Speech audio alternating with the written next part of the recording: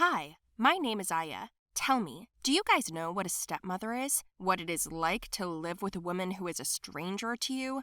And most importantly, to know that you will never be related to her. These thoughts hurt your soul, but life is like that, and it doesn't always work out the way we want it to. Anyways, I'm going to tell you about the most intimate things. I want to share my inner feelings and experiences with you. I hope for your understanding.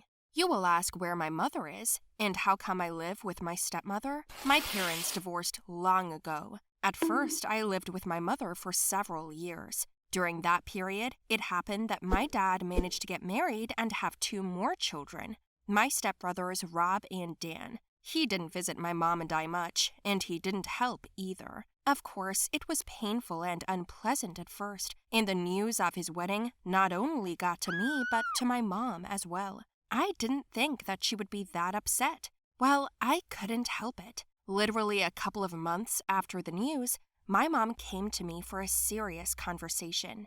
My daughter, I need to tell you something important. What's wrong, Mom? Well, you see that you and I are not living very well here. I work, but we barely have enough money for food and your schooling. Today I got fired from my job, but old friends suggested I go abroad because there's a real opportunity to earn extra money.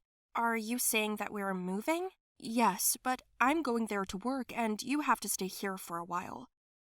But there is no one here. You have no parents, no brothers or sisters? How will I live here alone? I talked to your father, and he agreed to take care of you while I'm gone.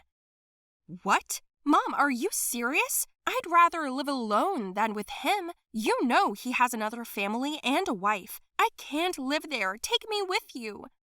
I began to panic, and tears were pouring down like a river. I could not believe that my mother was capable of making such a decision to alienate me from herself and leave me like that, with my father, who I no longer knew. Of course, I was hurt and scared, and my mom just kept repeating that she was doing this for me. But I didn't care about the money.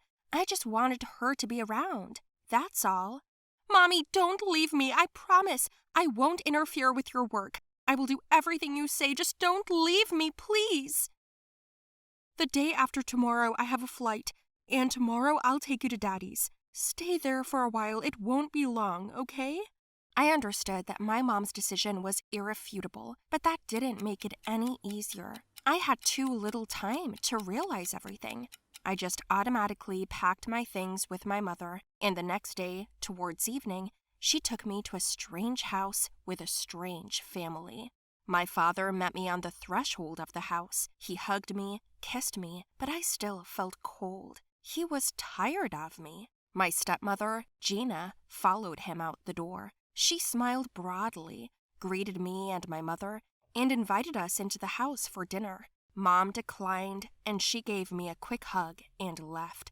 I went into their house, and immediately my stomach began to twist.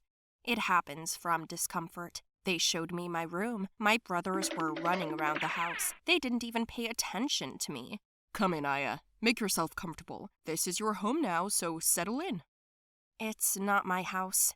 It's yours, and I won't be comfortable here, ever. Well, what's the attitude, baby? Mama's going away for a while, but in the meantime, you're staying with us. We have fun, especially with the boys.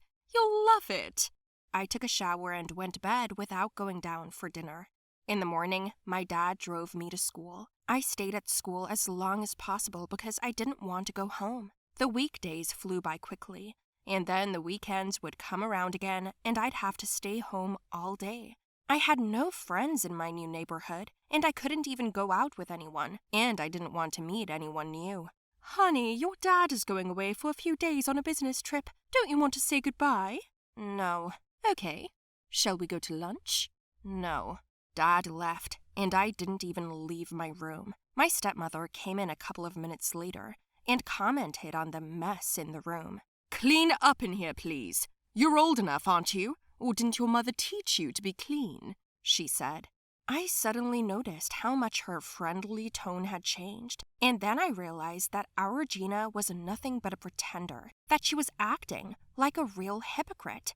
I'm not going to clean here. I like it this way. This is your new home now, and whether you like it or not, you have to follow the rules as long as you live under this roof, Aya. You can't leave." Then Gina got all red.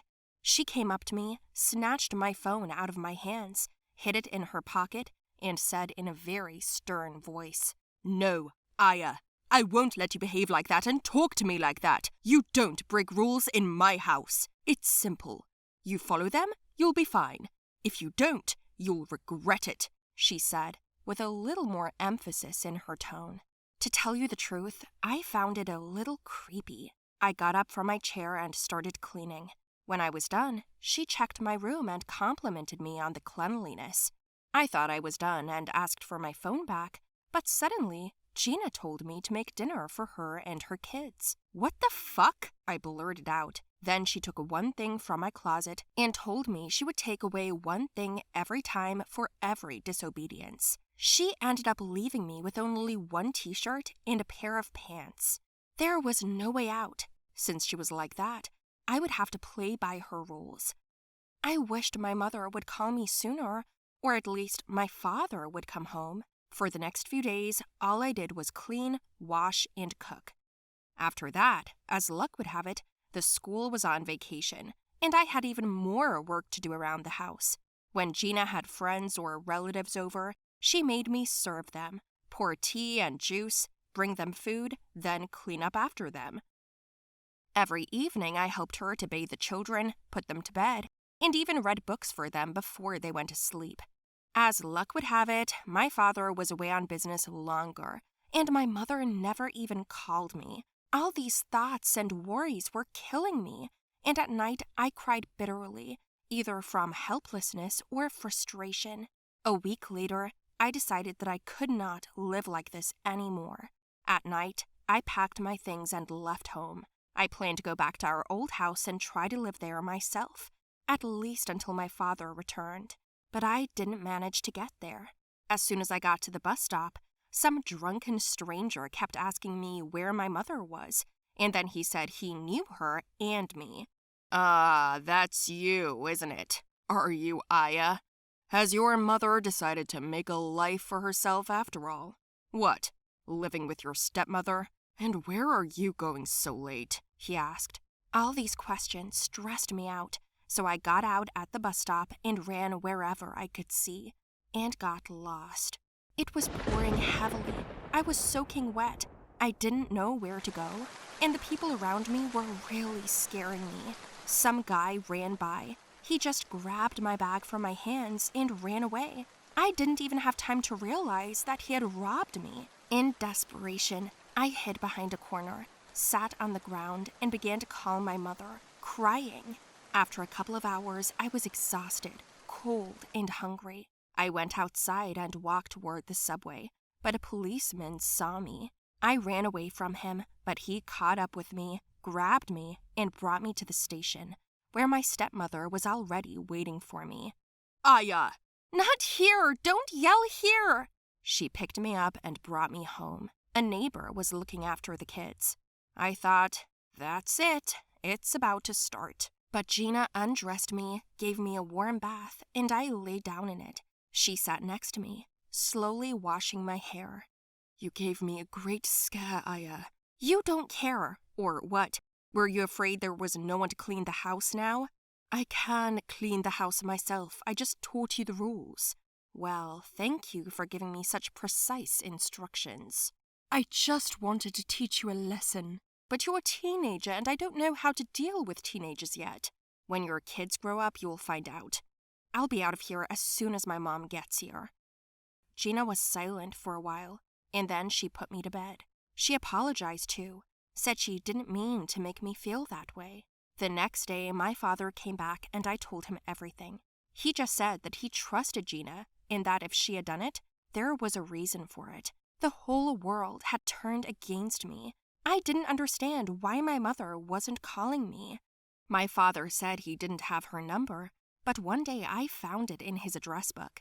There was a scandal. I accused him of preventing me from communicating with her. I tried to call my mother, but Gina turned off all the phones. These people were monsters. I ran out of the house again, Only at lunchtime, found a payphone and called my mom. She was surprised to hear my voice. Mom, how are you? Why don't you call? It's been almost a month. Where are you? Daughter, hi. Why? Didn't Dad tell you? Didn't he tell me what? What do you mean? I'm not coming back. I'm sorry, I'm a bad mother, you know. Well, I couldn't hear the rest of what she said. I just hung up and walked out of the booth. I couldn't hear over my heart pounding in my chest. Then Gina came running up. It was like she knew everything. She just hugged me tight and started kissing me. I can't replace her, but I'll be your best friend and love you like family. I love you already. I just bumped her shoulder and burst into tears. Yes, she knew everything.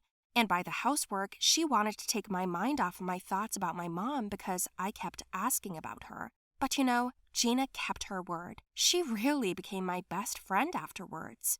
Tell me, guys, did you like my story? Write your opinion about it in the comments below the video. Don't forget to like it, share it with your friends, and subscribe to the channel.